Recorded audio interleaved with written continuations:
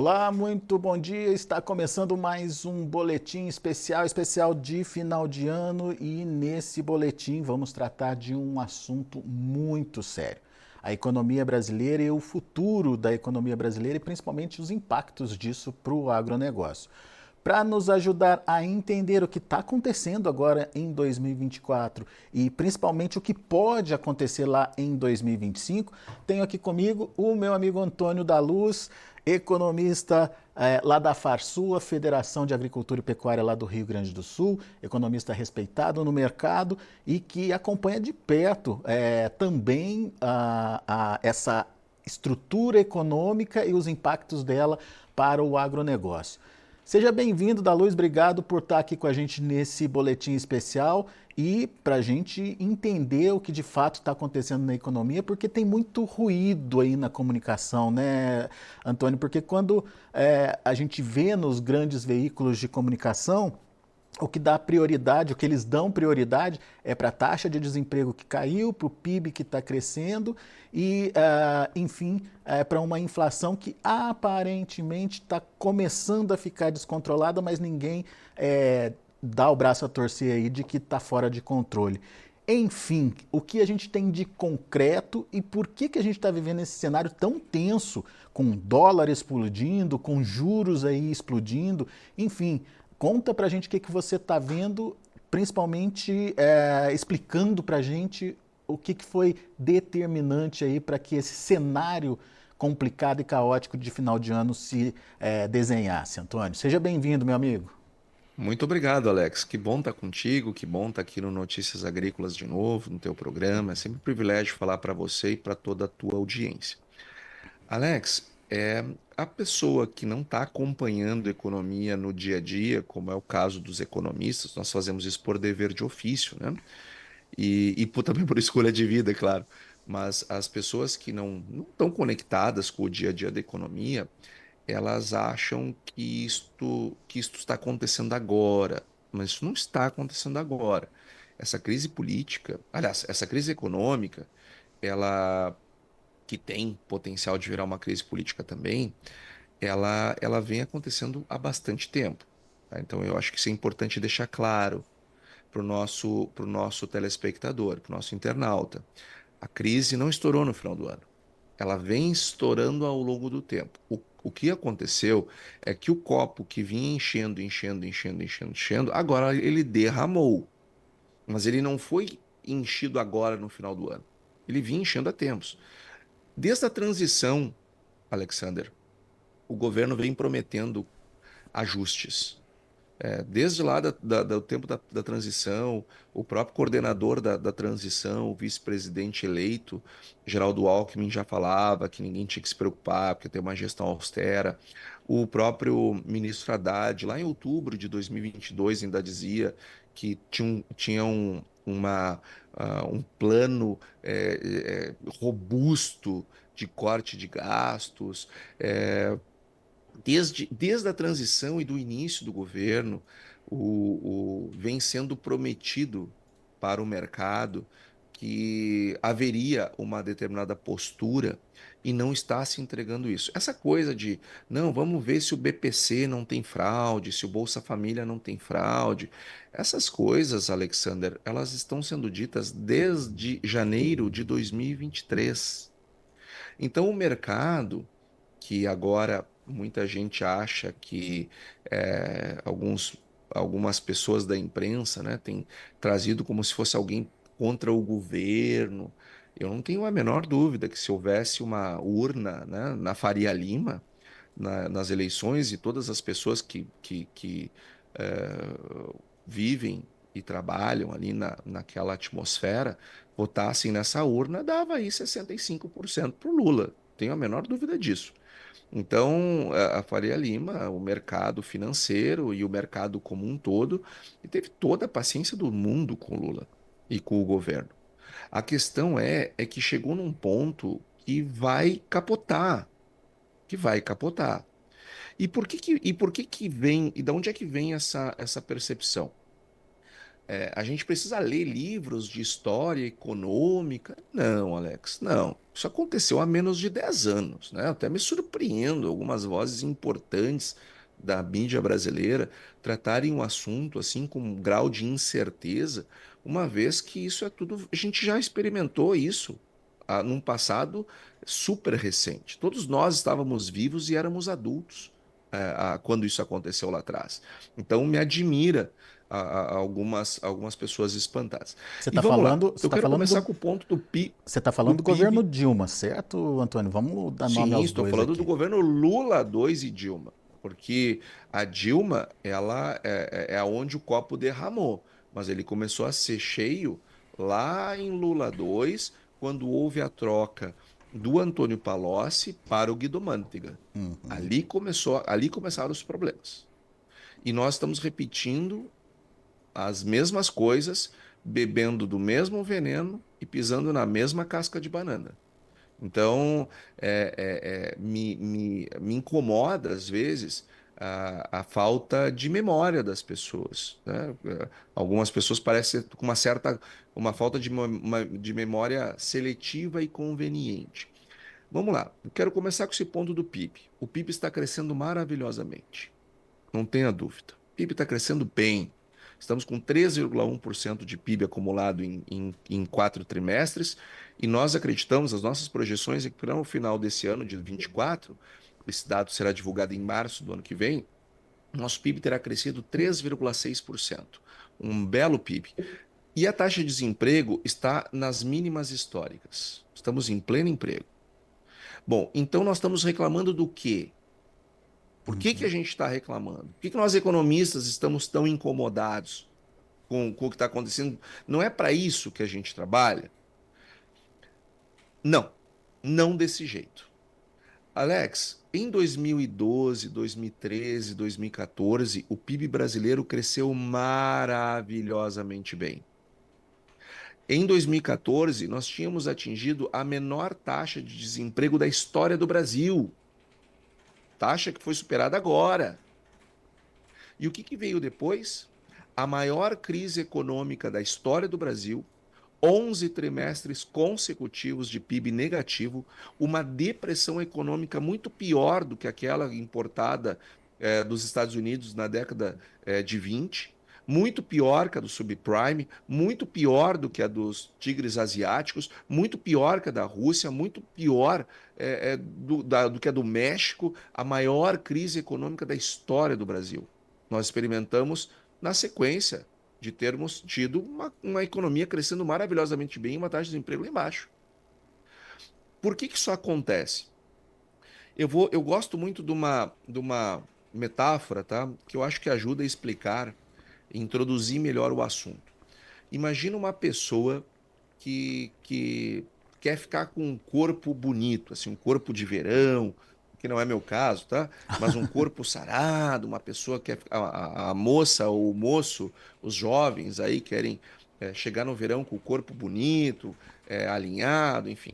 Bom, isso exige X meses de trabalho na academia, isso exige uma quantidade de horas de treino, enfim, uma dieta voltada para esse propósito, uma série de renúncias, né? A pessoa não vai poder beber como bebia, comer como comia, vai ter que fazer uma rotina de exercícios para chegar lá no verão com o corpo como deseja. Para a moça lá botar o biquíni que gostaria, o rapaz lá andar sem camisa, feliz da vida. Bom, tem um caminho mais curto, que é usar anabolizante. Se tomar anabolizante, consegue chegar na mesma coisa, só que num tempo muito mais curto. Mas qual é a consequência disso? Que no verão a pessoa vai estar ok. Mas e como é que ela vai estar lá no inverno do ano seguinte, tomando anabolizante? Quais são os efeitos colaterais de usar esses produtos, né? Então, é isso que está acontecendo com a economia brasileira. Ela está crescendo maravilhosamente bem, está crescendo maravilhosamente bem. As taxas de desemprego estão lá embaixo, estão lá embaixo. Anabolizada. Nós não estamos fazendo isso de maneira orgânica, com trabalho, com dedicação, fazendo o que tem que ser feito. Nós estamos indo pelo atalho, nós estamos indo pelo esteroide anabolizante, que sempre dá efeitos colaterais horrorosos. Então, no começo funciona, depois é uma droga. E a economia brasileira está nesse ponto. E como é que é esse anabolizante? Como é que funciona esse remédio, tá? Esse fármaco, essa droga. Essa droga, o nome dela se chama despesas totais do governo central. Esse é o nome da droga que nós estamos usando. Essas despesas do governo central estão crescendo numa taxa acumulada em 12 meses, descontada a inflação, 15% ao ano. 15%. Então vamos lá, Alexander. Imagina assim, ó, o PIB está crescendo 3. As despesas do governo estão crescendo em termos reais 15. Você acha isso saudável? Faz sentido? Sabe quando é que a gente viveu isso? 2012, 13, 14 a gente viveu isso. Só que em média era 8, agora está 15. Ô, Antônio, E mas daí, lá atrás, houve o lançamento do tal do arcabouço fiscal, que tinha essa possibilidade de gastar mais desde que se arrecadasse mais. A gente arrecadou mais, né? Quando a gente olha a arrecadação do... recorde, Pois é. E recorde. mesmo assim ainda está defasada essa despesa do governo aí? Então vamos lá. Vamos para esse ponto então. Agora, eu quero dizer que antes da crise de 2015 e 16, que foi a maior crise econômica da história, nós tivemos efetivamente um crescimento de 8% ao ano das despesas totais do governo federal, e agora nós estamos a 15%. Tá? Ou seja, aquilo nos empurrou para o abismo, nós estamos sendo empurrados de novo, usando a mesma droga. Só que isso faz a economia crescer, só que de maneira artificial. Por que artificial? Porque isso não tem sustentabilidade no tempo. Eu não consigo ficar gastando tanto indefinidamente. Por quê? Porque eu não consigo arrecadar o suficiente para dar marcha a esse gasto. Então, o que acontece? A arrecadação está recorde. Nunca o governo arrecadou tanto.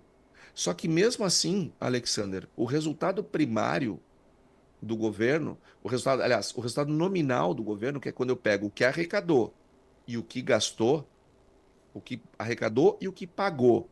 Sabe qual é o déficit acumulado em 12 meses? 1 trilhão e 65 bilhões de reais. A primeira vez que nós tínhamos chegado em 1 trilhão foi na pandemia, que o governo brasileiro gastou horrores, e o governo dos Estados Unidos, o governo da Europa, todos os governos do mundo gastaram horrores na pandemia. Só que gastaram ali rápido por alguns meses e retrocederam. O que aconteceu na sequência? Uma mega de uma inflação. Por quê? Porque o governo, quando faz isso, gera inflação. Agora, Alexander, nós estamos gastando. Esse rombo, esse déficit, é maior do que o déficit da pandemia. Mas com um ligeiro detalhe: não tem pandemia. Ou seja, a gente está gastando mais do que na pandemia sem ter pandemia. E mesmo com uma arrecadação recorde, ainda assim nós estamos gerando um déficit recorde, porque o crescimento da despesa é muito maior do que o crescimento da receita. Apesar do crescimento da receita ser enorme, por conta de todo o aumento de carga tributária criado ao longo desse período. E à medida que nós vamos criando déficits acima de déficits, nós vamos criando uma dívida PIB cada vez mais alta. E aí o que acontece? Aí o produtor rural, ele conhece bem essa história. Imagina o seguinte: o produtor rural vai lá e tira um custeio. Aí tira um investimento. E tira outro investimento. Tira outro investimento. E vai lá aí renegocia aquele custeio, porque teve um problema climático. Aí quer pegar crédito novo. O banco dá? Não, né? O banco começa, opa, cara, eu não posso ficar te financiando tudo o que você quer. Não é assim que a banda toca. Não, não é. É uma questão de risco-retorno. Eu vou até aqui contigo, mas que aqui eu não vou. O mesmo é feito com o governo. A mesma coisa é feita com o governo. Então, o que acontece? Isso não é sustentável. Chega uma hora que simplesmente não se financia mais o governo porque está vendo que vai dar calote. Está vendo que vai dar calote. Aí o que acontece? O mercado retrai. E ao mercado retrair, diminui o auxílio e aí o governo ele tem que cortar na marra, na dor. E aí, em momentos como esse, né, viram recessões econômicas horríveis. Então, só que vou te dar um sinal de como isso já está acontecendo, tá? E aqui eu quero fazer um link com o produtor rural. Quero que o produtor rural preste muita atenção no que eu vou falar para você agora. Sabe quanto é que o governo está pagando de juros para rolar a sua dívida? Tem ideia? É bom ter. Sabe por Não quê? é Selic, né, Antônio? Não é Selic. Ah, esse é um ponto muito importante, Alexander. Quando o governo ele emite um título, ele não necessariamente é lastreado em Selic. A maior parte dos títulos públicos não tem nada a ver com Selic. Então, quando o presidente Lula diz tá tudo bem no Brasil, o problema é o juro, o presidente ele não está sendo bem assessorado nas questões econômicas ou está falando algo que não é correto deliberadamente. Porque o que acontece, tá? Eu vou dar um dado para vocês. O governo brasileiro, ele deve 9 trilhões. Desses 9 trilhões, 2 trilhões e meio, para ser preciso, 2 trilhões, 562 bilhões, 320 milhões, vencem em até um ano. Em até um ano. Ou seja, nós temos uma dívida de curto prazo monstruosa. Em até um ano, nós vamos ter que pagar 2 trilhões e meio da nossa dívida. E de um ano até 3 anos, é 2 trilhões 300. Ou seja, eu tenho 4 trilhões 800 bilhões de reais vencendo em até 3 anos, dos quais 2 tri e meio é em até um ano. O governo tem esse dinheiro? Não, ele não tem esse dinheiro. Então, como é que ele faz? Bom, vai vencer, digamos que isso daqui seja um título público que eu tenho na minha mão. Vai vencer esse papel. O governo tem que me pagar. Ele não tem esse dinheiro. Como é que ele faz? Ele vai lá e emite um novo papel, com vencimento daqui 2 anos, pega o dinheiro do investidor e paga o título para mim. É assim que funciona. Então ele emite uma nova dívida para pagar uma dívida velha. Isso se chama rolagem da dívida pública. Então, só que o que está acontecendo? Como a dívida pública está crescendo de maneira geométrica, o governo tem que lançar cada vez mais títulos públicos e fazer cada vez mais dívida para dar conta de rolar a dívida que está cada vez maior. E isso Então isso vai gerando passa, uma bola de neve e isso isso, não é sustentável. isso E passa aí a então, perspectiva de risco para o mercado, certo, Antônio? claro, lógico, do mesmo jeito que o produtor rural, quando ele começa a gerar risco para o sistema financeiro, o cara para de financiar ele ou diminui o financiamento, para o governo não é diferente. Não é diferente. É a mesma lógica. A diferença é que governos têm outros instrumentos, que eu vou falar deles, tá? Que um produtor não tem. Ainda bem. Agora o governo tem. Vou falar disso em seguida. Mas eu quero primeiro deixar claro para o nosso telespectador que tem uma bola de neve enorme vencendo em até um ano e meio que força o governo a lançar novos títulos. E o governo, ao fazer isso, ele põe no mercado: ó, pessoal, eu tenho esse título aqui para vender. Eu quero pegar o seu dinheiro aqui. Preciso de 2 trilhões e meio. Aí o mercado diz assim: cara, você não para de se endividar. Eu tô com medo de não receber o meu dinheiro de volta. Eu tô com medo que você quebre. Então, assim, ó, eu quero um juro mais alto para rolar essa dívida. E sabe quanto é que o governo está pagando? 15,5%. 15,5%. E aí, produtor rural, eu quero que você olhe no meu olho e você responda para si mesmo. Se o governo brasileiro está pagando 15,50 pelo mesmo dinheiro disponível no mercado, que podia você pegar, o empresário do meio urbano pegar, a pessoa que quer trocar de carro pegar, a pessoa que quer fazer um financiamento imobiliário pegar, porque o dinheiro da economia disponível para ser aplicado é um só. É um só. Bom, se o governo está indo buscar 2,5 tri e pagando 15,5% de juros, quanto que você acha que você vai pagar em 2025? Olhe no meu olho e responda essa pergunta para você mesmo. Se o governo está pagando 15,50, quanto que você acha que você vai pagar? Dado que a coisa mais segura que existe numa economia, em tese, são os títulos públicos do governo daquela economia. Produtor, você tem que ficar claro, precisa ficar claro, se o governo está pagando 15, no mínimo você vai pagar 20. No mínimo você vai pagar 20. Coloque isso na cabeça. Não significa que daqui a um pouco não vai pegar um dinheiro lá 18 ou a 16, mas vai pegar os outros lá 25, que na média vai dar 20. Na média vai dar no mínimo, e eu disse no mínimo dá 20. Aí eu quero que você olhe no meu olho de novo e responda para você mesmo. Pagar 20% de juros é viável no seu negócio? É viável? É factível? Então, se a sua resposta for não, eu quero te dar aqui uma recomendação técnica profissional. Não se alavanque para nada. Cuide do seu dinheiro como você cuida da sua família, como você cuida de si mesmo.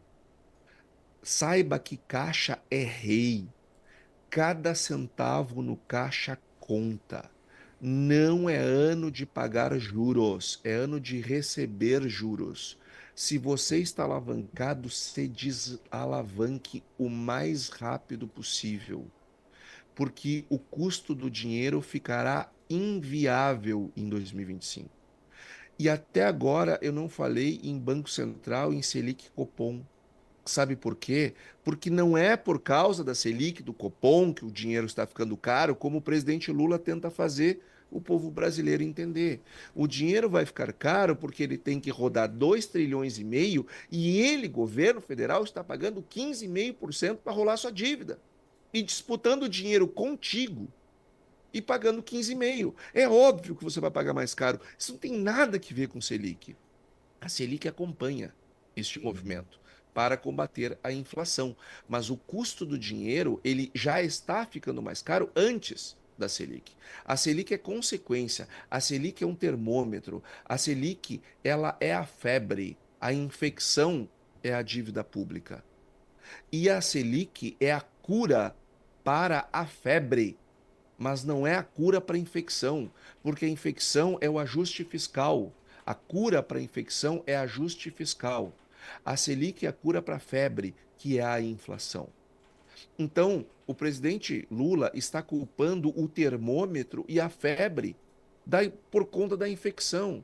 É a mesma coisa que uma pessoa ir para uma festa da firma, beber todas, fazer um escândalo, um fiasco, fazer discurso falando mal do chefe, dançando com uma colega de maneira inapropriada, subindo na mesa e tirando a camiseta. No outro dia está numa ressaca desgraçada e acha que a ressaca é culpa de Deus. Tá aí, ó, só pode ter sido um castigo divino essa ressaca. Não, foi o comportamento da pessoa que trouxe ela para aquele estado. E qualquer vínculo do exemplo que eu estou dando da metáfora a eventual hábito de consumo de álcool por conta do presidente é uma mera coincidência e coisa da sua cabeça. Eu estou fazendo aqui uma metáfora separada. Então, o que eu quero dizer com isso? Não é a Selic. Não é a Selic. A Selic é o remédio para a febre. A febre é a inflação. O problema é a infecção, que é esse endividamento todo. É esse déficit monumental que o governo está fazendo, que está fazendo com que ele role a dívida a um custo caríssimo. Isso está elevando o custo do dinheiro e gerando pânico no mercado. Por isso que o dólar passou de 6. E aí, o dólar passou de 6 depois daquele anúncio horroroso que o ministro Haddad fez, 7 minutos e 23 segundos, sem em nenhum momento falar a palavra corte. E veio com aquela cortina de fumaça de cortar imposto de renda para quem ganha até 5 mil reais. Gerou uma cortina de fumaça para desviar do foco, que é a questão fiscal. E falando do arcabouço, que você trouxe também, Alexander, o arcabouço fiscal é uma regra frouxa. Nós falamos isso aqui. Nós falamos isso aqui. Sim, me Lá lembro. quando ele foi lançado. Só que tem um problema. Em abril de 2024, o arcabouço fiscal, que não estava sendo cumprido, ele foi flexibilizado, ele foi mais afrouxado ainda para ver se podia ser cumprido. Vamos lá. Quando a PEC da transição foi aprovada, na transição de 2022 para 2023, o governo federal ele tinha uma meta, gerar um resultado fiscal de 247 bilhões de reais em 2023. Sabe qual foi o resultado? 233. Ah, mas Antônio, se o objetivo era 247 e deu 233, então foi próximo. Não, não foi próximo, porque a meta era 247 positivo e deu 233 negativo. Negativo. Vai errar sim, né? Vai errar sim lá para longe, né? Aí, 2024, de acordo com o arcabouço fiscal, que foi uma regra que este governo criou em substituição à lei do teto do gasto, ele tinha que entregar déficit zero em 2024. Ele vai ter um rombo em 2024 e passou o zero para 2025. Então, e isso aconteceu em abril deste ano. Então, o que era para ser zero esse ano ficou para o ano que vem. E o que era para ser 0,50 em 2026 virou 0,25. O que está acontecendo? O governo não vai conseguir cumprir nem esse ano, nem o ano que vem, nem em 2026, mesmo tendo flexibilizado. E quando ele flexibilizou, lá em abril, a partir de maio, a inflação começou a subir e o dólar começou a subir. Produtor, telespectador, faça seu tema de casa. Bota aí cotação do dólar no Google, que vai aparecer um gráfico, e olha quando ele começou a subir. E vê se ele não começou a subir justamente quando o governo mudou a regra fiscal. E isso aconteceu em abril desse ano. Então não foi agora que o problema aconteceu. Agora, Ah, Antônio, a gente tem agora sendo votado no Congresso o tal do pacote de corte dos gastos aí do governo. Que remédio é esse? Vai funcionar, não vai funcionar? Enfim, qual que é a sua análise do que foi proposto até agora? não vai funcionar. Não vai funcionar. Por quê? Porque é um remédio fraco e não está sendo na dose certa. Ele até aponta para o caminho, mas ele não enfrenta o problema. Porque o que acontece? O pacote que foi apresentado pelo ministro Haddad, nas contas do ministro Haddad, da sua equipe, ele entregaria um resultado de 72 bi para gerar o equilíbrio. Tá? 72 bi. Em 2 anos, 25 e 26. O problema é que 72 bi não resolve.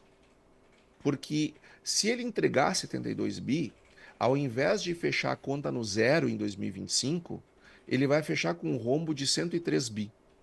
E em 2026, ao invés de gerar superávit de 0,25, ele vai. E lembrando, tá? Não era para ser 0 em 25, era para ser 0,25 em 25 e 0,50 em 26. Eles flexibilizaram a regra. Então, depois de flexibilizado, tinha que ser zero agora em 25. Se as contas do governo estivessem corretas, daria 103 bi negativo. E em 2026, 108 bi negativo. E tinha que fazer superávit. Só que acontece o seguinte, a instituição fiscal independente do Senado, ela já mostrou que a conta está errada. Não será.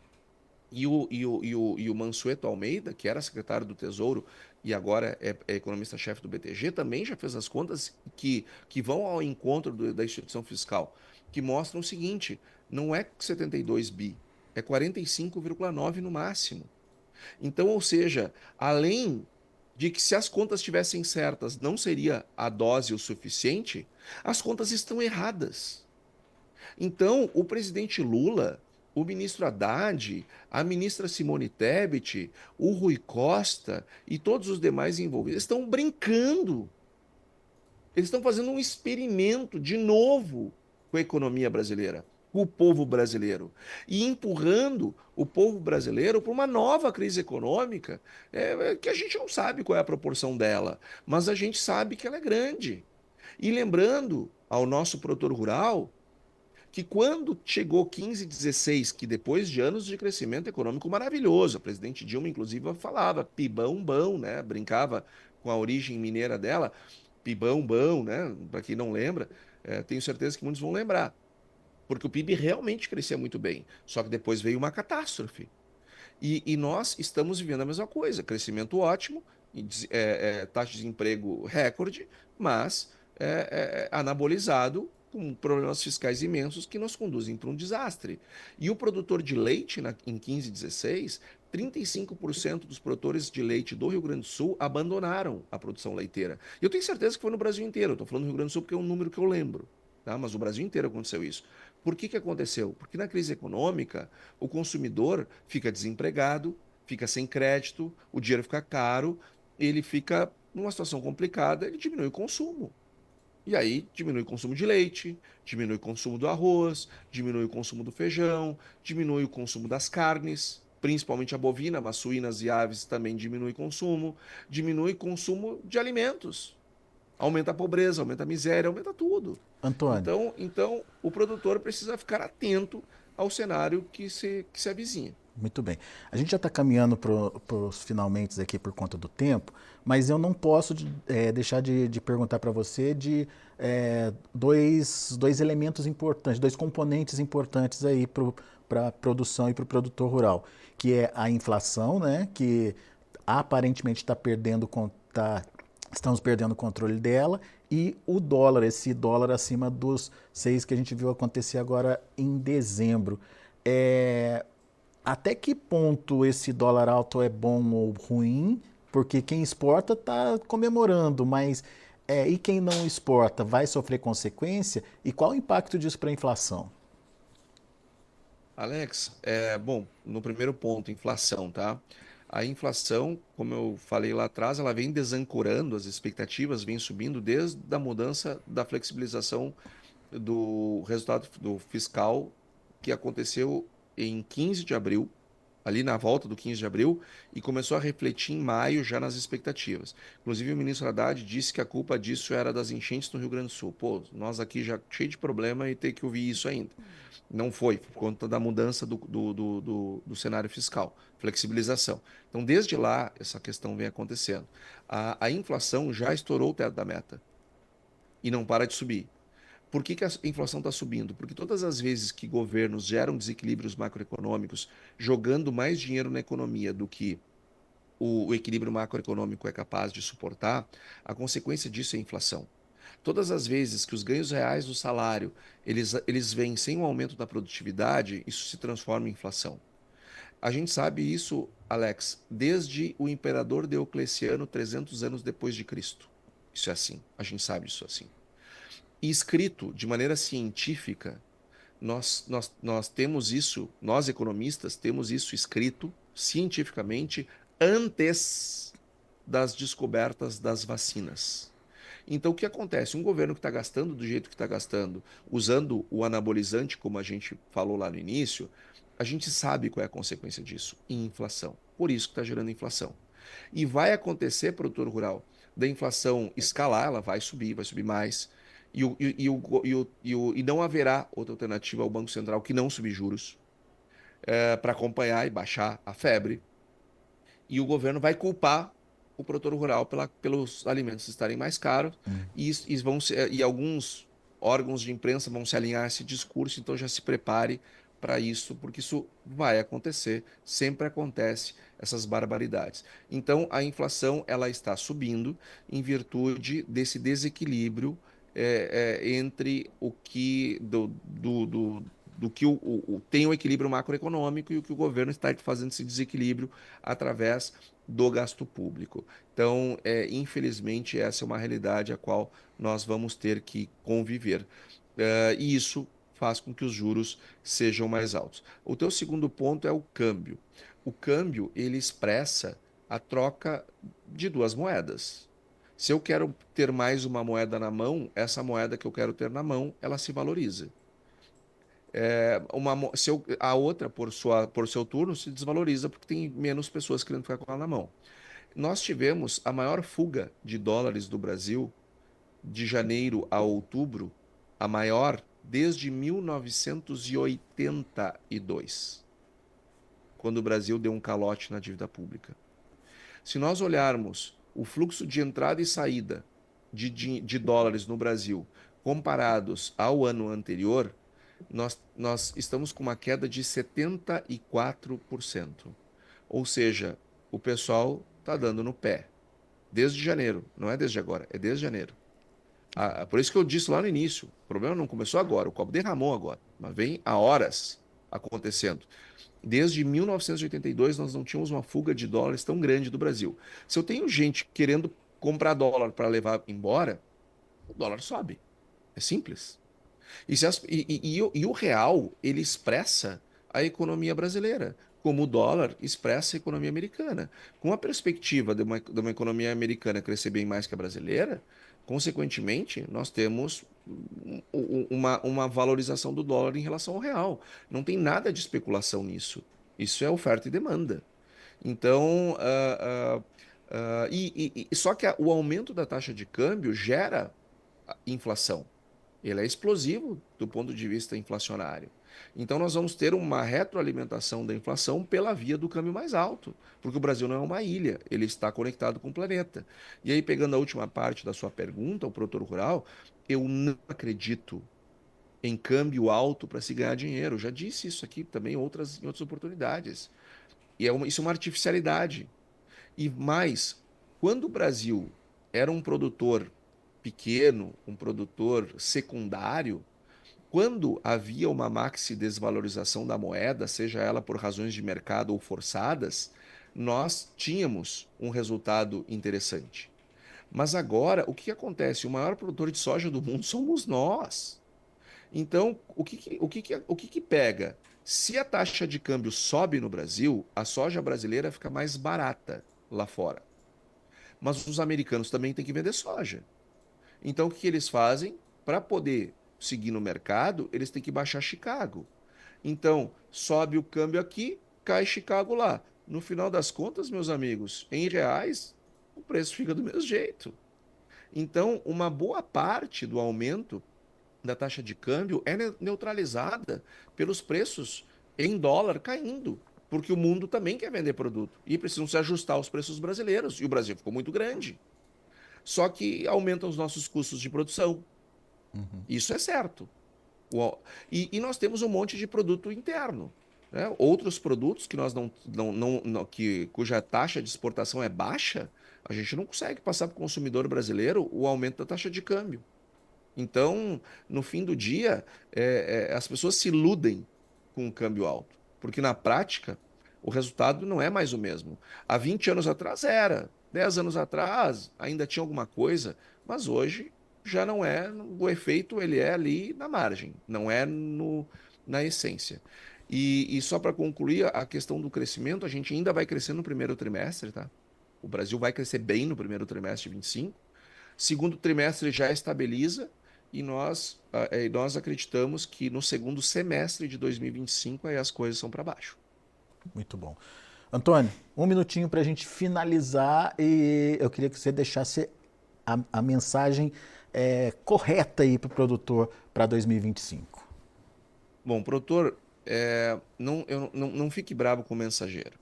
E não sou eu quem escolhi a situação que nós estamos.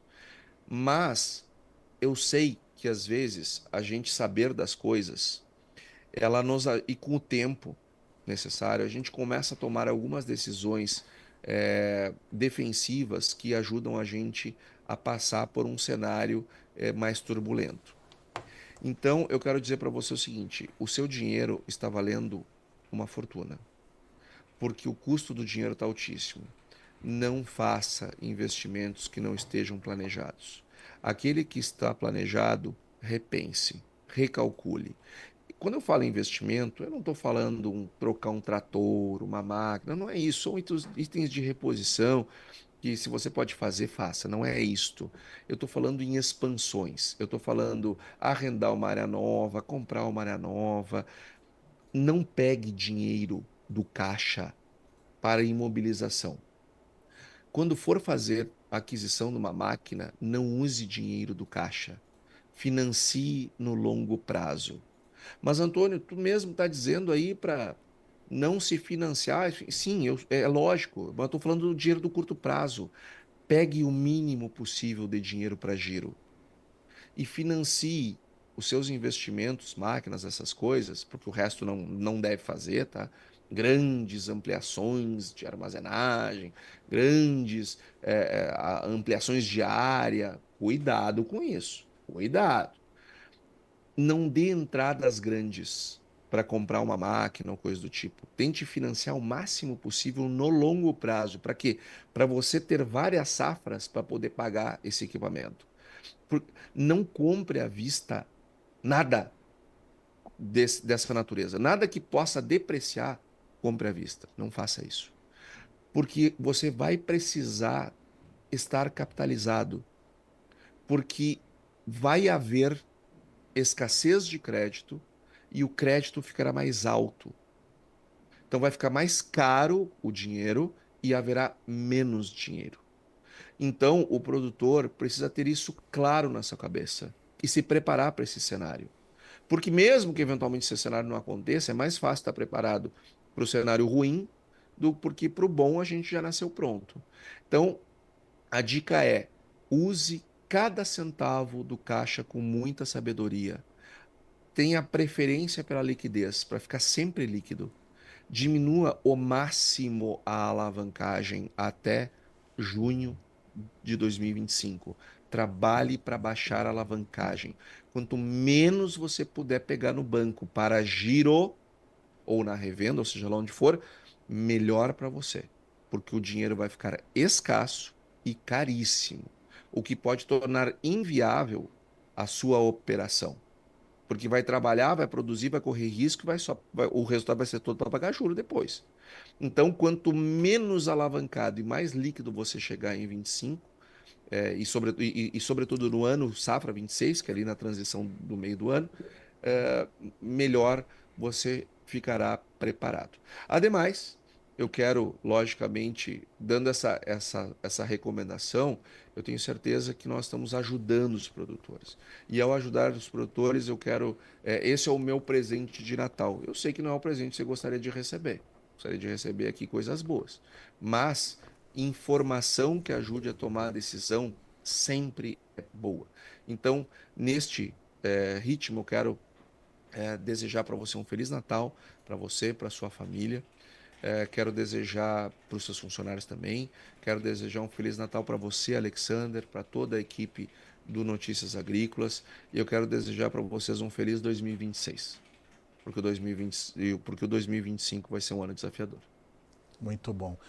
Antônio da Luz, meu caro, muito obrigado por você estar aqui com a gente, ser o nosso parceiro. Antônio da Luz faz parte do time, o timaço do Conexão Campo e Cidade, todas as segundas-feiras Verdade. aqui no Notícias Agrícolas, trazendo informações importantes e discutindo temas que fazem essa conexão do campo com a cidade.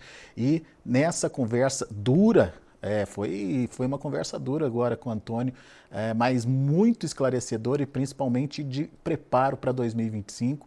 A gente agradece, viu, Antônio, pela sua dedicação aí ao agronegócio e vamos nos ver em 25. Espero que podendo aí falar, trazer informações que possam ajudar o produtor na tomada de decisão e, claro, que seja feliz 2026, como você bem pontuou, e 2025, muita atenção.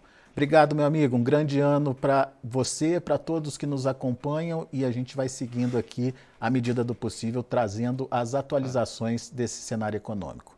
Grande abraço para você, Antônio. Tá aí.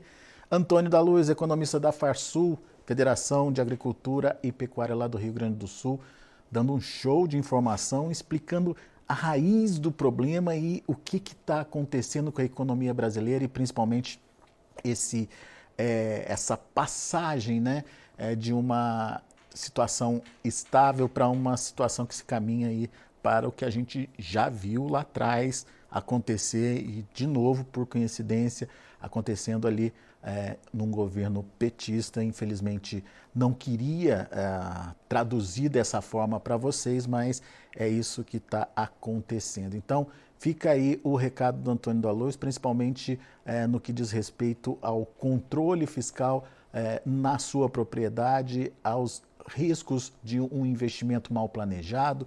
Os juros muito altos vão aí trazer consequência para a sua alavancagem, o seu endividamento. Então, fique atento a tudo isso e principalmente tente corrigir a rota enquanto dá tempo, tá certo? Grande abraço para você, obrigado, e a gente continua com os nossos boletins especiais para que vocês continuem sendo os produtores mais bem informados do Brasil. Notícias agrícolas, informação agro relevante e conectada.